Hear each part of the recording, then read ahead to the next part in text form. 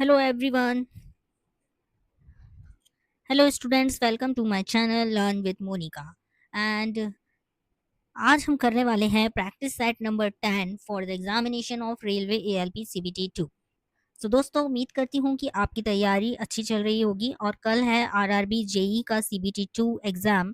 So very very all the best to all the students who are going to appearing in the RRB JE CBT 2। उन सभी students को बहुत बहुत all the best, good luck. आप अपना paper अच्छे से दीजिएगा और बहुत अच्छे से दीजिएगा ताकि आपका सिलेक्शन पक्का हो जाए, आपकी एक सीट पक्की हो जाए। मैं यही उम्मीद करती हूँ सारे स्टूडेंट्स के लिए और उम्मीद करती हूँ कि सबने अच्छे से तैयारी की भी होगी। सो उसके बाद में आप सभी स्टूडेंट्स लग जाइएगा अपनी तैयारी में ALP CBT 2 की और होप फॉर द बेस्ट कि आपका RRB JEE में भी। स्टूडेंट्स अब हम करने वाले हैं यहाँ पर आज के सेशन में, जैसा कि आप देख रहे होंगे थंबनेल में कि ट्रांसफार्मर बना हुआ है। सो गेस स्टूडेंट्स कि हम यहाँ पर क्या करने वाले हैं। सो आज हम करने वाले हैं ट्रांसफार्मर के MCQ और बहुत ही इंपॉर्टेंट एंड बेसिक क्वेश्चन मैंने लिए हैं जो कि RRB JEE और RRB ALP 2 में भी आपको काम आएंगे और सेशन बहुत अच्छा होने वाला है। सो प्लीज़ एंड तक ज़रूर बने रहिएगा और वीडियो को पूरा देख के जाइएगा। सो स्टूडेंट्स चलिए अब मैं कराती हूँ आपको एक quick revision RRB ALP CBT 2 के लिए और अदर टेक्निकल एग्जाम्स के लिए। अब चाहे टेक्निकल एग्जाम कोई भी हो आपका, उनमें आपको ट्रांसफार्मर टॉपिक आता ही है और बहुत इंपॉर्टेंट टॉपिक है इलेक्ट्रिकल का। सो प्लीज़ इस टॉपिक को अच्छे से करिएगा और बेसिक क्वेश्चंस को अच्छे से समझिएगा और हम इसका डीप भी टॉपिक करेंगे कवर आने वाले एग्जाम्स में। सो अभी के लिए हम चलते हैं, स्टार्ट करते हैं अपना सेशन आज का ALP CBT 2 के लिए practice set number 10 and that is from the topic of transformer. So students please channel को सब्सक्राइब कर लीजिए, लाइक कर दीजिए और शेयर कर दीजिए अपने सारे दोस्तों के साथ में ताकि वो सब भी तैयारी कर सकें YouTube channel learn with Monika के साथ। So students, we are now starting with the practice set number 10 and very first question of this session is the transformer is which type of device? The transformer किस type का device होता है? Option number A is active device, option number B is passive device, option number C is semiconductor device. So students, जो transformer होता है वो होता है active device. It is not the semiconductor device, it is not the passive device, it is the active device. Active device होता है transformer. Move on to the next question and question number 2 is the principle of operation of transformer is based upon. जो transformer होता है वो किस principle पर work करता है? So option number A is self induction, option number B is mutual induction, option number C is static induction. So transformer जो होता है वो म्यूचुअल इंडक्शन पे काम करता है. It is not a self induction machine, it is not a static induction machine, it's a mutual induction machine. So what is the answer of this question is the principle of operation of transformer is based upon mutual induction. So the principle of operation of transformer is based upon the mutual inductance induction. So the principle of operation of transformer is based upon the mutual induction. So move on to the next question, students. So next question is the magnetic material for the lamination of transformer core is. Transformer की जो core होती है वो किस magnetic material से बनी होती है? So option number A is chrome steel की बनी होती है, option number B is silicon steel की बनी होती है, option number C is low carbon steel की बनी होती है या फिर हाई कंटेंट सिलिकॉन स्टील की बनी होती है. सो स्टूडेंट्स याद रखिएगा जो ट्रांसफार्मर में लैमिनेशन कोर होती है वो किस मैग्नेटिक मटेरियल की बनी होती है? वो बनी होती है सिलिकॉन स्टील की बनी होती है. क्या किसकी बनी होती है? सिलिकॉन स्टील की बनी होती है laminations. Okay, now move on to the next question and that is the transformer are rated in. So transformer किस में रेट होते हैं? केवीए में रेट होते हैं, किलोवाट में रेट होते हैं या केवीएआर में होते हैं? सो स्टूडेंट्स जो केवीए होता है उसमें ट्रांसफार्मर की रेटिंग होती है, किलोवाट में हम एक्टिव पावर को मेजर करते हैं एंड केवीएआर में हम रिएक्टिव पावर को मेजर करते हैं. सो याद रखिएगा जो ट्रांसफार्मर होता है उसको हम जो रेटिंग होती है वो केवीए में होती है. Move on to the next question and that is question number 5 is the no load current in the transformer lag behind the applied voltage by degree. कितने डिग्री से जो नो लोड करंट होती है वो voltage से lag करती है? So option number A is 0 degree, option number B is 90 degree, option number C is 40 degree, option number D is 78 degree. So students याद रखिएगा जो नो लोड करंट होती है वो 75 से लेकर के 80 डिग्री तक लैग करती है वोल्टेज से. सो Here is the option number D, that is 78 is the correct answer because it lies between the 75 to 80 degree. So answer of this question is option number D, that is 78 degree. Move on to the next question, and that is question number 6. The phase difference between the induction EMF in the primary and the secondary winding is, जो phase difference रहता है primary और secondary winding के बीच में वो कितना होता है? एक ट्रांसफार्मर में फेज डिफरेंस कितना होता है प्राइमरी और सेकेंडरी वाइंडिंग के बीच में? So option number A is 0 degree, option number B is 90 degree, option number C is 180 degree, option number D is 45 degree. So students, please remember this answer, that in transformer the phase difference is 90 degree between the primary and secondary windings of the transformer. So is it clear till now each and everyone? I think आपको समझ में आ रहा होगा और questions भी पसंद आ रहे होंगे क्योंकि बहुत ही बेसिक क्वेश्चन है और जो कि आरआरबी जेई और आरआरबी एएलपी सीबीटी 2 में इसी तरह के सवाल बनते हैं. वन लाइनर बहुत ही इंपॉर्टेंट क्वेश्चंस बनते हैं, एक फैक्चुअल क्वेश्चंस बनते हैं. So move on to the next question, and that is question number 7. The short circuit test in the transformer is carried out on. So किस वाइंडिंग में short circuit test को perform किया जाता है? ये question बहुत इंपॉर्टेंट क्वेश्चन है क्योंकि ये एग्जाम में कई बार पूछा जा चुका है. So A option is LV winding यानी कि low voltage winding, B option HV winding यानी कि high voltage winding, and option number C is primary winding. So primary winding is basically the low voltage winding. It may be considered as a low voltage winding. So what is the answer of this question कि short circuit test किस winding में perform किया जाता है? So students याद रखिएगा इसका answer क्या होगा. So इसका आंसर होता है HV winding पे perform किया जाता है short circuit test को. Move on to the next question, question number 8. The short circuit test in the transformer carried out for. So जो short circuit test करते हैं वो हम ट्रांसफॉर्मर में किसके लिए करते हैं, किस चीज को फाइंड करने के लिए करते हैं? So option number A is no load losses को फाइंड करने के लिए करते हैं, या फिर फुल लोड लॉसेस को, या फिर आयरन लॉसेस को. So which of the following option is correct for this answer? So हम शॉर्ट सर्किट टेस्ट से कॉपर लॉसेस फाइंड करते हैं और कॉपर लॉसेस होते हैं full load losses. So what is the correct answer of this question? That is option number B, full load losses. So full load losses find करते हैं हम short circuit से या फिर copper losses. Please remember students, जो short circuit test होता है वो एचवी पे कंडक्ट होता है. शॉर्ट सर्किट टेस्ट जो होता है एचवी पे कंडक्ट होता है और कॉपर लॉसेस को फाइंड किया जाता है. Please remember this point. Move on to the next question, that is question number 9. The open circuit test in the transformer is carried out on. So open circuit test perform किया जाता है किस type की winding पे? Option number A is low voltage winding, option number B is HV winding, option number C is secondary winding. So what is the answer of this question? So question number 9 का answer होगा option number A, low voltage winding में हम open circuit test को perform करते हैं. अच्छा, मैं ये भी बता देती हूँ आपको कि अगर आप एचवी पे परफॉर्म कर रहे हो तो लो वोल्टेज वाइंडिंग क्या होगी? शॉर्ट होगी, शॉर्ट सर्किट के केस में. लेकिन अगर आप ओपन सर्किट टेस्ट कर रहे हो और एलवी पे परफॉर्म कर रहे हो तो एचवी वाइंडिंग क्या होगी? ओपन सर्किट होगी. ये भी क्वेश्चन बनता है. क्वेश्चन इससे 4-5 प्रकार के बनते हैं आपके शॉर्ट सर्किट टेस्ट और ओपन सर्किट टेस्ट से. ये बहुत ही इंपॉर्टेंट टॉपिक है ट्रांसफॉर्मर का कि ओपन सर्किट टेस्ट और शॉर्ट सर्किट टेस्ट को पहले तो पूछा जाएगा आपसे कि रेटिंग क्या होती है.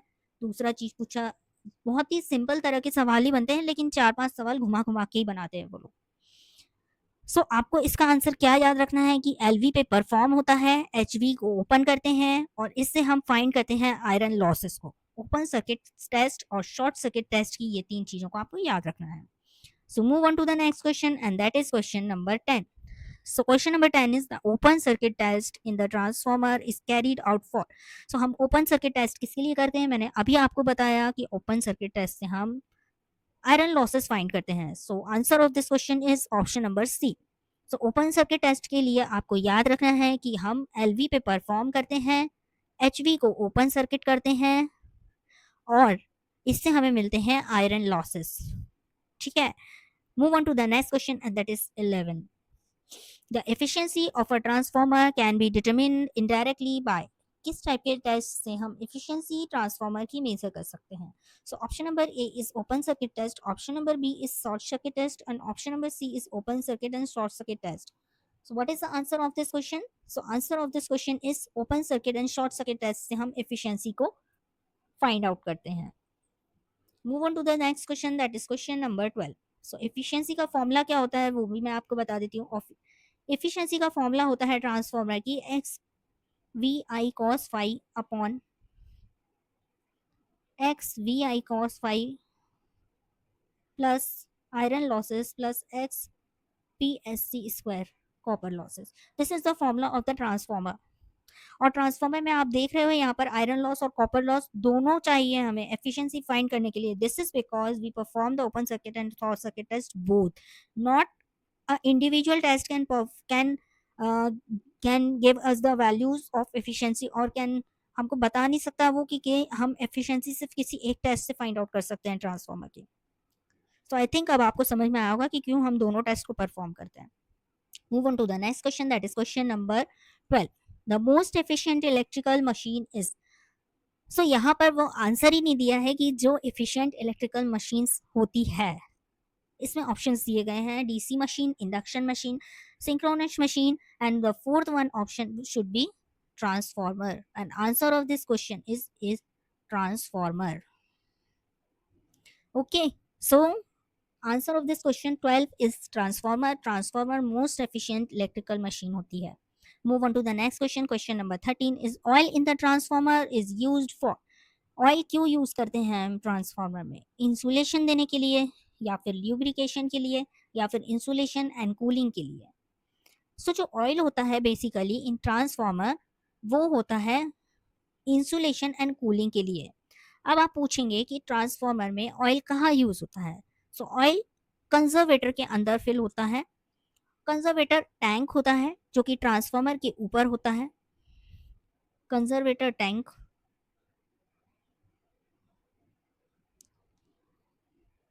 कंजर्वेटर के अंदर होता है ऑयल. ठीक है, और वो प्रोवाइड करता है insulation and cooling. Move on to the next question. Transformer oil has very. Option number A is high dielectric strength, low dielectric strength and no dielectric strength. So transformer oil जो होता है उसमें क्या अच्छा होना चाहिए? अच्छा होना चाहिए, कम होना चाहिए? तो answer of this question is high dielectric strength होनी चाहिए.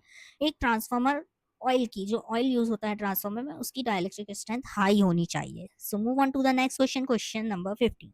The most common method of cooling used in the transformer is. सो सबसे कॉमन मेथड क्या होती है? वैसे तो आर्टिफिशियल मेथड्स भी होती हैं जिससे हम ट्रांसफॉर्मर में को कूल करते हैं, बट जो मोस्ट कॉमन मेथड होती है वो क्या होती है? Option number A is oil natural air natural cooling. Option number B is air blast cooling. Option number C is natural cooling. And option number D is water cooling. So students, मैंने अभी बताया कि oil जो होता है वो insulation और cooling दोनों को प्रोवाइड करता है. सो ओनैन करके एक टर्म यूज होती है एंड इसका फुल फॉर्म होता है oil natural air natural cooling. ये एक मोस्ट कॉमन मेथड है ट्रांसफॉर्मर को कूल करने की. सो ऑनएन भी लिख के आ सकता है एंड फुल फॉर्म भी लिख के आ सकता है. सो कंफ्यूज नहीं होना है, इसका आंसर होगा oil natural air natural cooling. चलिए क्वेश्चन नंबर 16 पे आते हैं. ऑप्शन क्वेश्चन नंबर 16 है हमारा, the maximum efficiency occurs in the transformer when. So maximum efficiency की कंडीशन क्या होती है? सो मैक्सिमम एफिशिएंसी की कंडीशन क्या होगी? Option number A is variable losses more than constant losses. So which is the constant losses in the transformer? So transformer में constant losses जो हम कहते हैं वो कहते हैं आयरन लॉसेस को, और जो वेरिएबल लॉसेस होते हैं उनको हम कहते हैं क्या? वेरिएबल लॉसेस होते हैं वो होते हैं copper losses. So constant losses will be considered as iron losses and the variable losses are the copper losses. So यहाँ पर ऑप्शन नंबर ए दिया गया है variable loss more than constant losses. Option number B is copper losses is equals to iron losses. Option number C is eddy current losses equal to the hysteresis loss. So किस तरह का losses की क्या condition होगी जिससे कि efficiency maximum हो? So answer of this question is option number B. So copper losses जब आयरन लॉसेस के इक्वल होते हैं तो वो कंडीशन बनती है हमारी किसकी? मैक्सिमम एफिशिएंसी की. मैक्सिमम एफिशिएंसी की कंडीशन बनती है at the case when the iron losses is equals to copper losses. Move on to the next question, and the next question is the no load current drawn by the transformer. ये भी पता होना चाहिए हमें, ये भी important question है and this can be asked in many of the exams, many technical exams, many electrical technical exams, बहुत बार पूछा जा चुका है ये क्वेश्चन, बहुत बेसिक क्वेश्चन है। सो इसके ऑप्शंस हैं, option number A is 2 to 4%, option number B is 6 to 12%, option number C is 10 to 15%। So what is the answer of this question? So no load current transformer की कितनी होती है? सो no load current होती है transformer की 2 to 4%। Please remember each and every one, the no load current will be 2 to 4%. Move on to the next question, and the next question is 18. The power factor at which transformer operates. So transformer operate किस power factor पर करता है? At a unity power factor, it depends on the power factor of the load and at 0.8 lagging. So what will be the answer of this question? So transformer हमेशा operate करेगा, वो depend करता है कि power factor load का, load क्या है, resistive है, कैपेसिटिव है या इंडक्टिव है, और हमें तीनों के पावर फैक्टर की कंडीशंस पता है, पर हमें ट्रांसफार्मर में किस टाइप का लोड है वो हमें पता होना चाहिए, तभी हम पावर फैक्टर को डिसाइड कर सकते हैं। So answer of this question is B, depends on the power factor of the load. Move on to the next question. The question is itself related to the question number 18. So if the transformer is supplying a purely resistive load, अगर transformer purely resistive load supply कर रहा है तो power factor क्या होगा? अब इसका answer आप बता सकते हो, क्योंकि रेजिस्टिव के केस में पावर फैक्टर कितना होता है? So option are lagging, leading and unity. So what is the answer of this question? Purely resistive में यूनिटी होता है power factor. So transformer supply करेगा अगर प्योरली रेजिस्टिव लोड को, तो पावर फैक्टर यूनिटी होगा। So move on to the next question, and the next question and the last question is if the transformer is supplying an inductive load, अगर inductive load को supply कर रहा है transformer तो क्या होगा answer? Inductive load को अगर सप्लाई कर रहा है तो पावर फैक्टर लैगिंग होगा, और अगर कैपेसिटिव को भी कर रहा है तो कैपेसिटिव के केस में क्या होगा? लीडिंग होगा। See this is the common question which can be asked by examiner in the examination. से घुमा घुमा करके क्वेश्चन को पूछ लिया जाएगा आपसे कि ट्रांसफार्मर का लोड पे क्या असर है, लोड का ट्रांसफार्मर पे क्या असर हो रहा है, और पावर फैक्टर उसके अकॉर्डिंग क्या होगा। सो ये था हमारा आज का सेशन जो कि ट्रांसफार्मर पर था, और आई होप कि आपको क्वेश्चन अच्छे लगे होंगे और एक क्विक रिवीजन आपका ब्रश अप हो गया होगा आपके माइंड में। जो हम कभी कभी छोटी छोटी चीज़ों को भूल जाते हैं, स्किप हो जाती हैं, तो वो चीज़ें हम कभी कुछ सेशन को देख लेते हैं तो हमारे माइंड में वापस से आ जाती हैं। सो आई होप आपको सेशन अच्छा लगा होगा, तो प्लीज़ वीडियो को शेयर करिएगा, सेशन को लाइक करिएगा, चैनल को सब्सक्राइब भी करिएगा। प्लीज़ स्टूडेंट्स मेहनत करते हैं हम लोग सिर्फ इसलिए कि आप लोग अच्छा परफॉर्म कर सकें। सो प्लीज़ चैनल को सब्सक्राइब ज़रूर कर लीजिए। और आज के